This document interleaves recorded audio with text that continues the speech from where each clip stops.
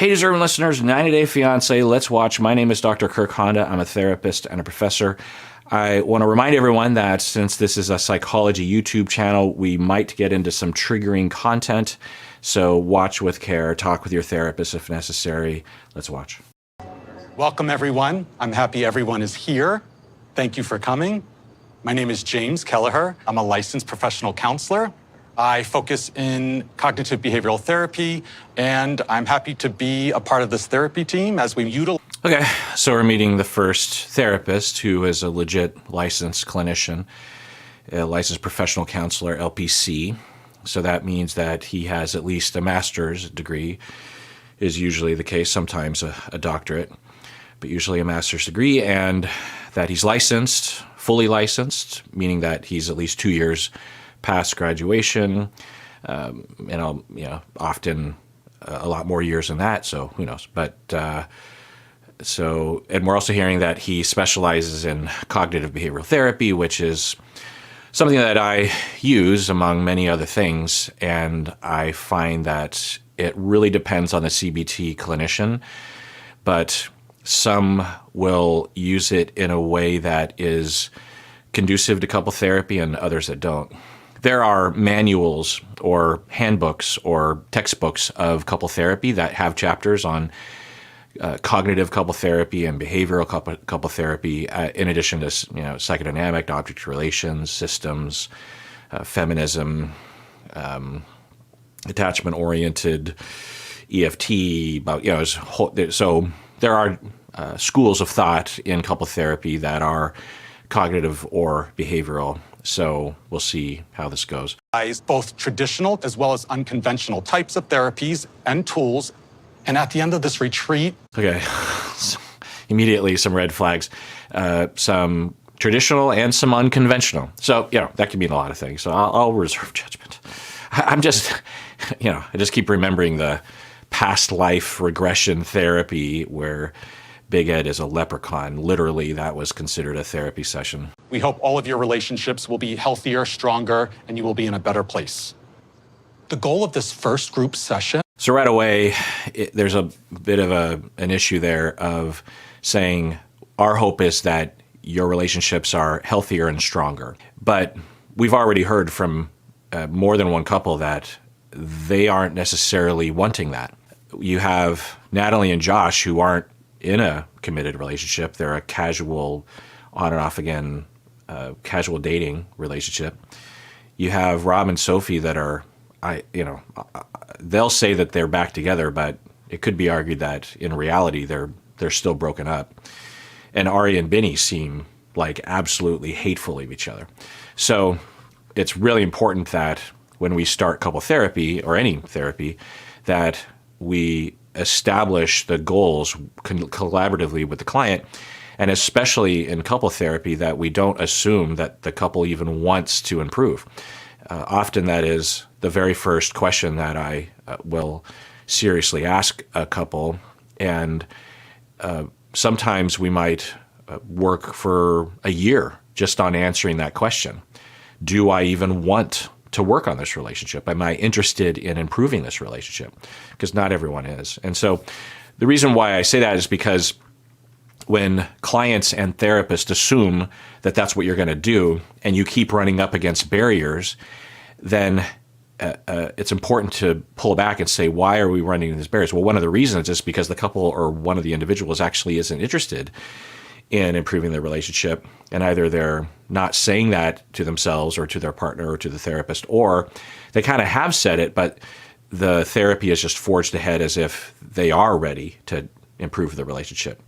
So it's really important that, so what he said, if I were in his shoes, I wouldn't have said that. I would have said something like, I'm here to help you meet your couple's goals, whatever those might be, whether it is to clarify your relationship or maybe even break up in a healthy way or improve your relationship. Whatever it is that you want, we're going to help you with that. This episode is sponsored by BetterHelp, and if you sign up, please use the link below because that really helps us out.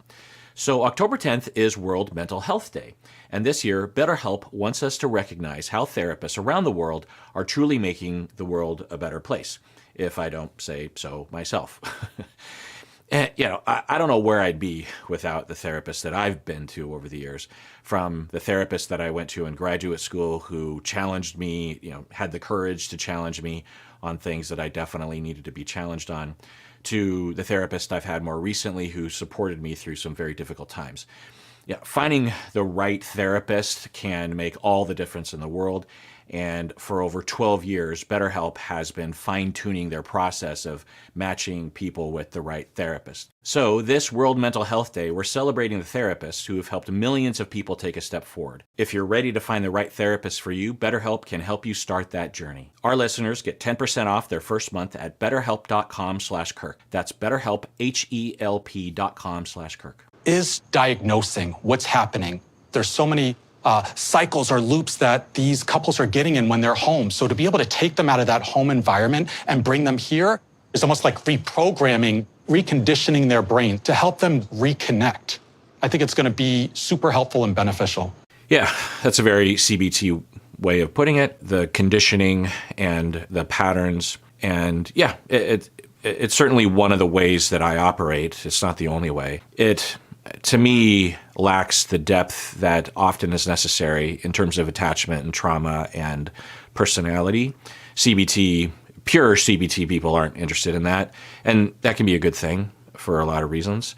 So we'll see how that, usually what he's referring to is that when they engage in automatic thoughts, this is the cognitive side of CBT, that are on the negative side, like they are being cold to me today, so I am automatically thinking, believing, based on my own decisions internally or my own experiences internally, even prior to being in a relationship with this person, that they're being cold to me because they hate me or they're rejecting me or they're cheating on me or something like that. So questioning that, changing those automatic thoughts are important, right?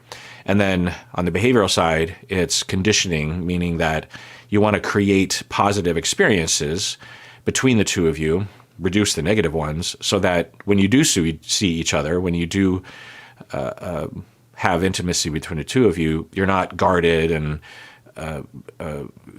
trained essentially to believe that bad things are going to happen and then you react poorly, right?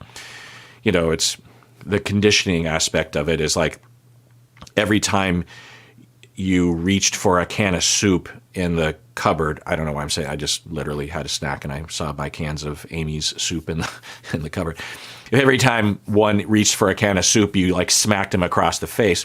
Then independent of smacking across the face, the next time you reach into the cupboard for soup, you might feel some negative feeling like, I'm going to get hurt, or I don't like soup anymore. Soup is painful, or, that association. So, that can help. So I'm not hearing any kind of past life regression therapy, so that's a plus. But we have two more therapists to wade through here.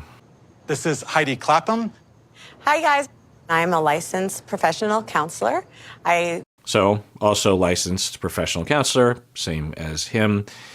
And I'm trying to remember from the previous season what their credentials were. I'm pretty sure they had credentials, right? At least two of them did, maybe all three of them. This is Reba Thomas. Hi, everyone. I'm a sexuality educator. Okay. Yeah, I'm remembering season one. I believe they had a similar professional who wasn't a clinician but was an educator. So, okay. It would have been perhaps more fitting to have a certified sex therapist, but it can be hard to find those in certain areas of the country. There's a lot in Seattle because at Antioch we have a program. We have had a program for a lot of years training people. So there's that. But yeah, so no red flags yet. And my goal is to help couples rediscover their sexual connection. This is my second time at this retreat, and I learned a lot from my experience last year. If I could give you guys some advice, it would be... So she said this is her second... it's been a while since I watched the first season. Is that what she said? This is my second time at this retreat, and I learned a lot from my experience last year. If I could give you guys some advice... From my memory, it wasn't her, but maybe it was. Or maybe she's just saying that she was a part of a different retreat. Either way, let's move on. Advice. It would be to go all in. You have a lot to lose if you don't engage. So be brave, and I promise you will see results. And at the end of the No, you cannot promise results. That is absolutely unethical and frankly silly.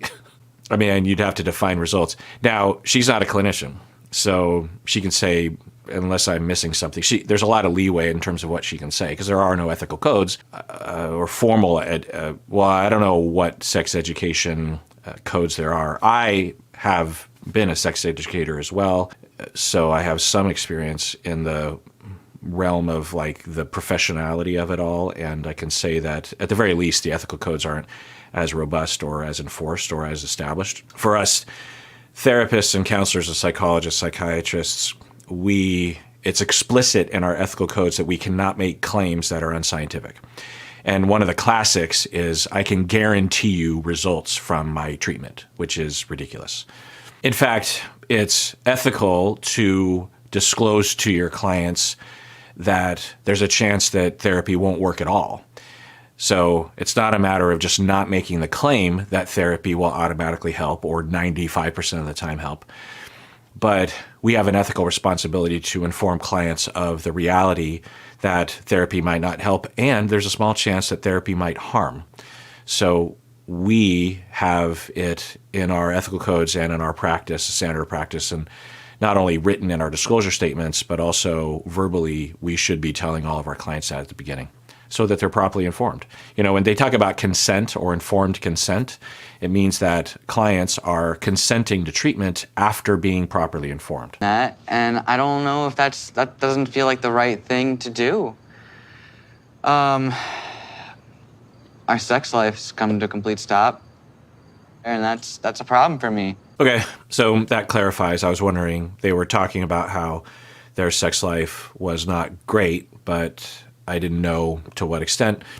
It doesn't really matter where that line is, but it is a detail that fleshes it out, and he's saying that they haven't had sex at all. I'm wondering what's going on. Is it a libido thing? Is it an intimacy thing, emotional intimacy, or is it solely related to the topic that they're presenting, which is that he wants to have kids and she doesn't? We just don't know. Or I don't know. Maybe you do. Because I have a homesick all year. I'm angry, like a fire. Like, it's gonna be like, bam, I hate everything. Because he doesn't understand. Such a hard for me because my parents not here. Okay, so this is her response to what Brandon is saying and responding to the therapist, the counselor's question as to what they're doing here, what they want to work on, or why they're here. And Julia is saying she's homesick, she misses her family. Yeah, that would be hard. And she says she's very angry all the time. And she's angry because Brandon doesn't understand. Okay, I wonder what that is about. All right, well, I want to remind everyone that we have merch, and Stacy's always making sure that the merch situation is good. If you ran into some problems like a year ago, Stacy worked really hard to find another company to do our merch, which is a lot more reliable and better products and stuff. So if you want to get merch, then you can do that. There should be a link below, so if you care to. I use the merch all the time. Is that narcissistic? I mean, we get samples to make sure that they're up to snuff, and I actually like the stuff. So yeah, that does it for that episode. Take care of yourself because you deserve it. You really, really do.